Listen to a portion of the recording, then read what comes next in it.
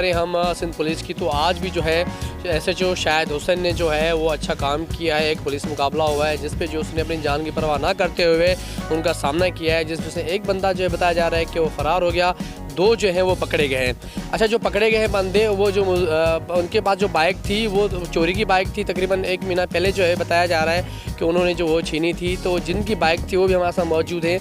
हम इनसे बात करेंगे कि इतना पुलिस का अच्छा कारनामा जो है वो कितना अच्छा है, कितना सराहते हैं इसको, कितना अप्रिशिएट करते हैं। अगर बात करें लॉकडाउन की, तो लॉकडाउन का सिलसिला भी जारी है और किस तरीके से थाना SHO गुलशन मेमार मैनेज कर रहे हैं। लॉकडाउन को भी देखा जा रहा है, लोगों को भी समझा रहे हैं, ऊपर से जो है क्राइम को रोकने के लिए भी बड़े अच्छे इकदाम कर रहे हैं। तो इस सवाल से हम इनसे बात करते हैं। अच्छा, अब ये बताएं कि थाना SHO ने बड़ी अच्छी कार्रवाई की है पुलिस मुकाबला केस में। आपकी जो बाइक थी वो बरामद हुई है? जी हाँ, मेरी बाइक बरामद हुई है। कब छीन गई थी? पहले एक महीना सवा महीना हुआ है, हमने FIR यहाँ गुलशन मेमार थाने में करवाई थी।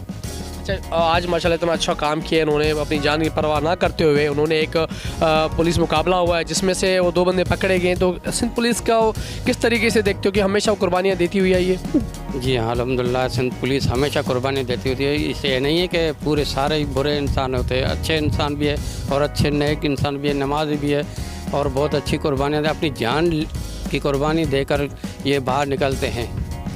जी बिल्कुल, जैसे कि नाज़रीन आपने देखा, ये इनकी बाइक थी जो चोरी हो गई थी। इनका यही कहना था कि सिंध पुलिस की कुर्बानी को जो है वो हम इस तरीके से नज़रअंदाज नहीं कर सकते। माशाल्लाह हमेशा उन्होंने एक बड़ी कुर्बानियाँ दी हैं और आज भी जो है इतना अच्छा काम किया है इन्होंने। और 2 बंदे जो पकड़े गए, पुलिस मुकाबला हुआ है। ये साइड एरिया बताया जा रहा है, कर्नल फार्म है, वहाँ पर जो है डकैत वारदात कर रहे थे। तो थाना SHO गुलशन मेमार शाहिद हुसैन जो थे वो गश्त पर थे, उनको जैसे ही पता चला तो वहाँ फायरिंग का तबादला हुआ है जिसमें 2 बंदे उन्होंने पकड़ लिए। अगर बात करें थाना SHO की, तो हमने हमेशा देखा है कि वो एक्टिव नज़र आते हैं, चाहे लॉकडाउन हो चाहे किसी भी सिलसिले के हवाले से हो।